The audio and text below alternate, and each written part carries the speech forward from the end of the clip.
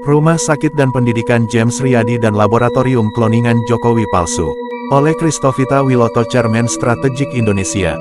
Dibongkar ke rakyat Indonesia, ada rahasia besar yang selama ini tersembunyi. Banyak orang tidak menyadari bagaimana seorang pemimpin bisa diatur seperti boneka oleh kekuatan besar. Rahasia ini melibatkan orang-orang kaya dan berkuasa. Nama mereka adalah James Riyadi dan Luhut Panjaitan. Mereka bukan sekadar pengusaha, tetapi pengatur panggung politik Indonesia. Dan sekarang, ada hal yang lebih mengerikan, dugaan penciptaan kloningan Jokowi. Rahasia ini perlu dibongkar agar rakyat Indonesia tahu kebenarannya. Bab 1, awal dari semua, dari Solo ke dunia. Kisah ini dimulai di Solo. Tahun 2005, Jokowi masih menjadi pengusaha mebel yang sederhana, tidak berpendidikan, tidak bisa berbahasa Inggris, bahkan bicara pun belepotan. Tetapi tiba-tiba, jalan hidupnya berubah. Ia masuk politik, menjadi wali kota Solo pada 2005. Siapa yang mengangkatnya? Di balik layar, ada James Riyadi dan jaringan besar yang sangat kuat. Mengapa mereka peduli pada seorang pengusaha kecil? Karena mereka membutuhkan orang yang mudah dikendalikan. Tahun 2010, Jokowi mulai sering bertemu orang-orang penting yang didorong oleh jaringan bisnis besar.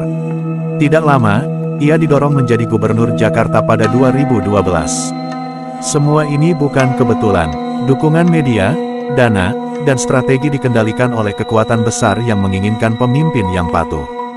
Tahun 2014, Jokowi maju menjadi presiden. Di baliknya, ada Luhut Panjaitan. Luhut adalah pengatur strategi yang sangat cerdas, dan ia tahu siapa yang bisa dijadikan wajah untuk kepentingan mereka. Jokowi pun naik menjadi presiden, dan sejak saat itu, ia seperti boneka yang dipermainkan. Bab 2, pertemuan dengan kekuatan dunia. Ada hal yang jarang diketahui rakyat. Tahun-tahun 2011 sampai tahun 2012, sebelum Jokowi menjadi gubernur, ada upaya memperkenalkan dirinya ke tokoh-tokoh asing. Bahkan, menurut berbagai sumber, ada pertemuan yang membuat Jokowi dikenal oleh jaringan internasional. Nama Hillary Clinton pernah disebut dalam pembicaraan ini. Mengapa sampai ke sana? Karena para pengendali ingin memastikan Jokowi bukan hanya pemimpin lokal, tetapi juga diterima oleh kekuatan luar negeri. Bab 3, rahasia kloningan Jokowi. Inilah bagian yang membuat banyak orang terkejut. Setelah Jokowi menjadi presiden, muncul dugaan yang lebih gila.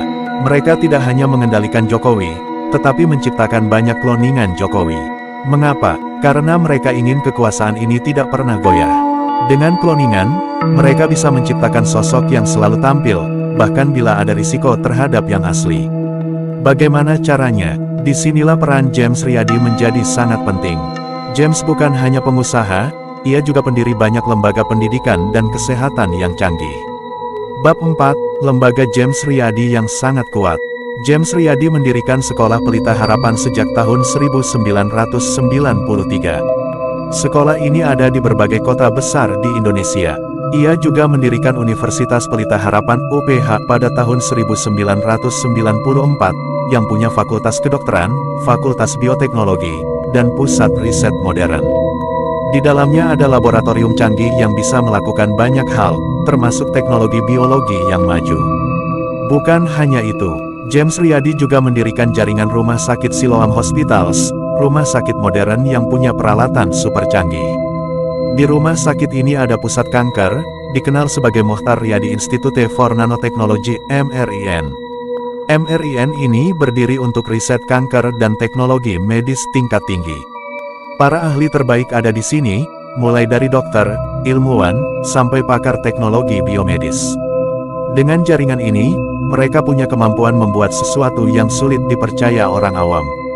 Mengubah wajah seseorang lewat operasi plastik bukan masalah, bahkan membuat suara mirip pun bisa dilakukan dengan teknologi. Jika prostetis sederhana saja bisa, apalagi dengan kemampuan teknologi kedokteran modern yang mereka miliki. Bab 5, mengapa semua ini dilakukan? Tujuan utamanya hanya satu, menjaga kekuasaan tetap di tangan mereka. Dengan kloningan atau tiruan Jokowi, mereka bisa mengendalikan semua sisi politik, ekonomi, dan bahkan hubungan luar negeri. Rakyat tidak akan tahu bedanya, karena wajah, suara, dan gerak tubuh sudah sangat mirip. Ini bukan sekadar teori. Sejak lama, Dunia mengenal istilah pemerintahan bayangan yang bekerja di balik layar. Dan sekarang, dugaan itu semakin kuat karena semua fasilitas ada di tangan mereka. Ayat firman Allah, Allah sudah menulis peringatan ini dalam kitab Yeremia 17 ayat 5-6. Beginilah firman Tuhan, terkutuklah orang yang mengandalkan manusia, yang mengandalkan kekuatannya sendiri, dan yang hatinya menjauh dari Tuhan. Ia akan seperti semak belukar di padang belantara, ia tidak akan mengalami datangnya keadaan baik, ia akan tinggal di tanah angus di padang gurun, di negeri padang asin yang tidak berpenduduk. Ayat ini jelas, jangan mengandalkan manusia, apalagi manusia yang hanya menjadi boneka, karena semua yang dilakukan tanpa Tuhan akan hancur. Penting, arahan Tuhan Yesus Kristus. Tuhan Yesus berkata, Yohanes 8 ayat 32, kamu akan mengetahui kebenaran, dan kebenaran itu akan memerdekakan kamu. Tuhan Yesus menghendaki kebenaran dinyatakan. Rahasia yang gelap harus dibuka. Tidak ada kuasa manusia yang lebih besar dari kuasa Tuhan. Arahan Tuhan Yesus jelas, jangan takut mengungkap kebenaran. Bangsa ini harus kembali kepada jalan yang benar, bukan dikuasai boneka atau kloningan. Setiap orang yang percaya harus berdoa, bertobat, dan berdiri di pihak kebenaran. Karena hanya kebenaran dari Kristus yang membawa Indonesia merdeka sejati.